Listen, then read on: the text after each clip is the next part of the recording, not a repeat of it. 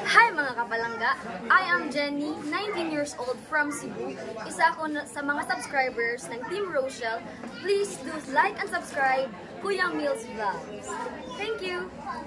Magandang tanghali po sa inyong lahat. Ito po si Kuya Mil. Nandito na naman tayo sa Morales family. Yan, shout out po sa lahat, mga kapalangga, mga ka-team housemates, mga ka-OFW, mga ate, mga kuya.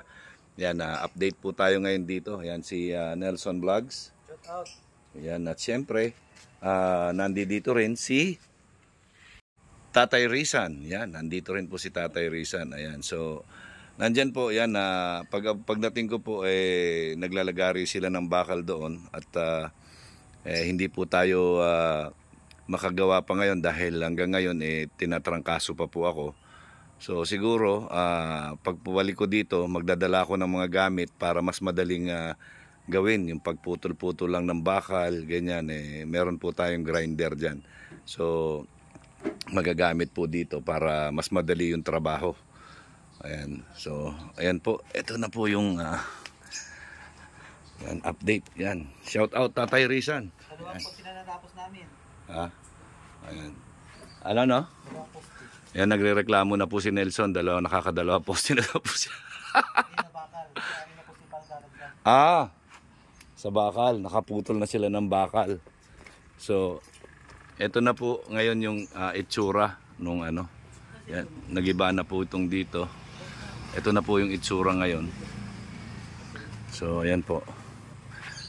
Yan, ako po yung hihingi muna ng paumanhin dahil hindi pa po ako pwede mag-ano ng medyo mabibigat na trabaho gawa ng tinatrangkaso ako. So for the meantime, ito po yan,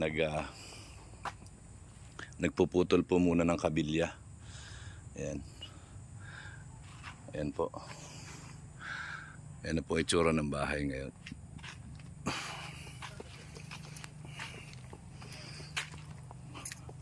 Okay, ano na po ito. Pag nalagyan na to ng mga poste at yung mga beam, yan madali na po ito matapos kasi papailan na lang ng hollow blocks. Yan, papailan po ng hollow blocks. Tapos saka papalitadahan para tumibay. So ayan na po siya na malinis na doon sa loob. Yan. Yan na po yung itsura ngayon. Yan.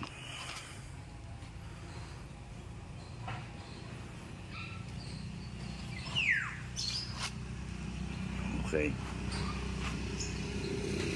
So ayan po. Si Tatay Saldi. Ayan, nandito. Yan, ito yung mga hollow blocks. Ito yung mga hollow blocks. At bukas po ay ano, ito may extension po, ayan no. Ito, extension ito. Bali ganito kalaki. Ayan. Ayan po. Kaya magdadagdag pa ng mga poste. Yan, magdadagdag pa ng mga poste. So abangan nyo po yan na kasama po tayong gagawa dyan. Yan, gaya ng pangako ko. Yan, hanggang sa matapos po ay ano, nandirito tayo kung bahay na ito. Okay. So sana po yan bukas. May vlog po ako bukas, personal content. Para dun sa kay Tatay Patricio, ililipat na po siya, naayos na po yung bahay kubo na lilipatan niya. Yan, sana po suportahan niyo po yung ano, yung bagong bahay kubo ni Tatay Patricio, yung na-stroke po, na iniwanan sa Talahiban, na mag-isa lang, walang kuryente, walang tubig. Ayan. Tapos po, after ko po doon, pupunta po ako dito, babalik ako dito para tumulong po dito. Magdadala ako ng gamit, yung pamputol ng kabilya, grinder, magdadala po tayo. Yan, kung ano po yung mga gamit ko na meron na maitutulong dito, ay gagamitin po natin. Yan, para mas mabilis po yung pagtatrabaho.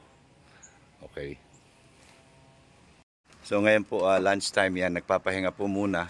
Yan, nagpapahinga muna lahat. Yan, si Tatay Rizan, ayan, busog na. Ayan, inaantok. Mahangin po kasi. Buti na lang maganda po yung panahon.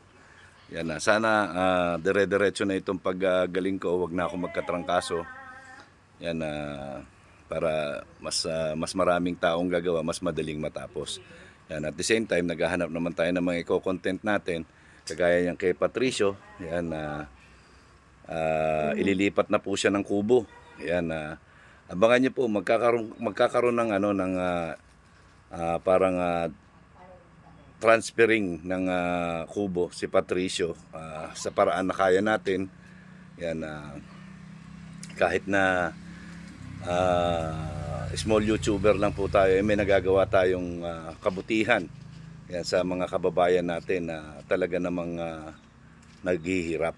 So abangan niyo po yan, personal content po, scout mo, vlog mo, content mo.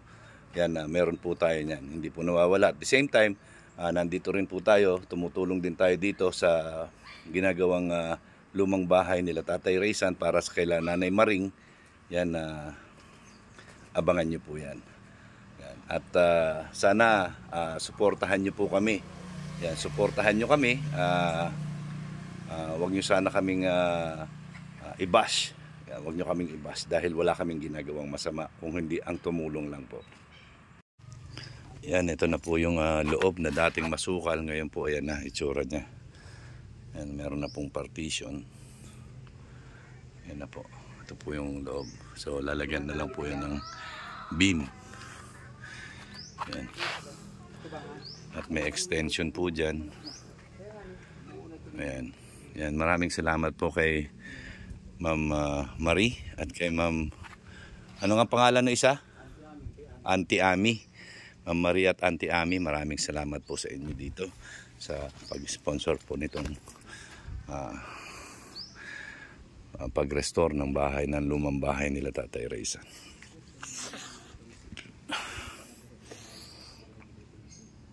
Ayan na po. Ayan na.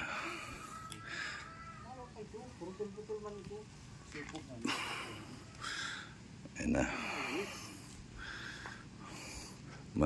Nagkakaporma na po. Siguro dyan maglalagay ng poste.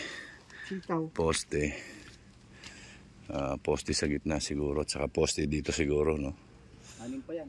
6 pa na poste. So, ayan na po. Si Engineer Saldi. Ayan. Oy, mas engineer si Ma'am Auntie Ami sa akin. Siya ang nag-aral. Ako hindi nakatapos. Ayun. Ayun lang. Ayan na po. Ayan, malaki po ito para maluwag na po. Ayan. Okay. So ito po yung ating update ngayon. Ayan, abangan nyo po pagka ako po pwede nang gumalaw at yan. Ano, kailangan ba sa Miyerkules dalhin ko yung grinder ko? Marami pa bang puputuling kabilya? Yan, kompleto ako ng gamit. May grinder na dito? Okay. Ayan, marami na palang gamit. Ayan, may baray na, may grinder, ayan. Kompleto na pala. So, tatrabaho na lang tayo. Ayan. Miyerkules po, magtatrabaho tayo sa Miyerkules. Ayan, dito, para mas madaming, mas madami pong magawa. So, ayan po. Ngayon po ay sumilip lang po tayo at yan, sa Miyerkules po ako makakatulong pa. Dahil bukas po ay meron akong yung tinutulungan ko po sa Larap ay ililipat na namin ng bahay kubo na pinatayo po natin. Yan, nagawa na po. So ililipat na lang siya doon. So bukas po yan. Maraming salamat po sa lahat na nag-sponsor doon. Yan, makikita nyo po bukas lahat po ng itinulong ninyo. Yan, ayan po ang update natin dito ngayon kay Tatay Raysan. Ito na po yung lumang bahay ngayon. Yan. Ang laging sinasabi ni Kuya Mel, ang gumagawa ng mabuti sa kapwa ay pinagpapala. Yan, mabuhay po tayong lahat hanggang gusto natin ng naaayon sa kalooban ng Panginoon. Yan, mabuhay po tayo. Magandang hapon. God bless po sa ating lahat. I love you 3 times a day. Bye-bye.